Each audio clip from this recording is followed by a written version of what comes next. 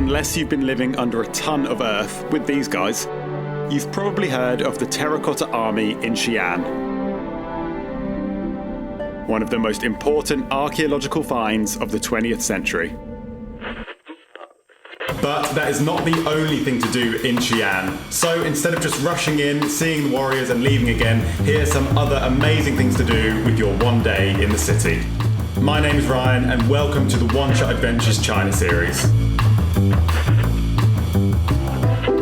With the Terracotta Warriors being the biggest tourist attraction in the area, you'd naturally assume that the early bird catches the worm.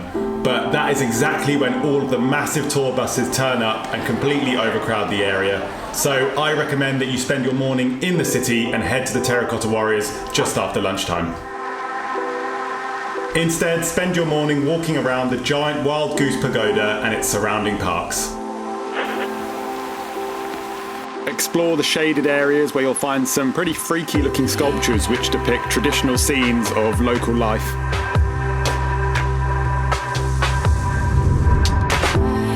I highly recommend coming back here in the evening as well, when there's this amazing musical fountain show and the whole park is lit up with lights and lanterns. It's really nice.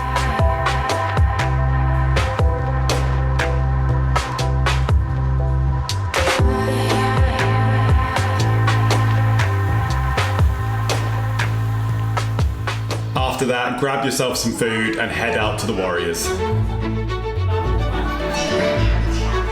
The easiest way to get there is by tourist bus, which is from Line 5 at the Xi'an railway station. It takes about an hour to get there, and then you'll need a good few hours to walk around all of the pits of the Terracotta Army. The sculptures depict the army of the first emperor of China, and their purpose is to protect him during the afterlife. The site was only discovered in the 70s, so they're still digging to this day, and they're also putting together pieces of terracotta to build new statues, which just looks like the craziest jigsaw puzzle in the world. The thing that blew my mind is that every warrior is life-sized with a completely unique face. Once you're back in the city, head for Xi'an's beautifully restored city walls. Running 14 kilometers around the city, it's a great vantage point for some incredible views. If walking isn't really your bag, you can cycle around the city walls, and there's also the option for a short boat ride as well.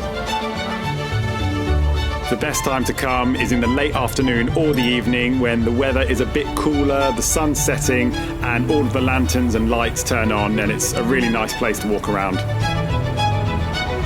24 hours was never going to be enough time to explore this beautiful city, but I hope this film gave you a few ideas on how to make the most out of your day. Thank you so much for watching this video. If you liked it, make sure you leave us a thumbs up and subscribe to the channel. Next week is a really cool episode.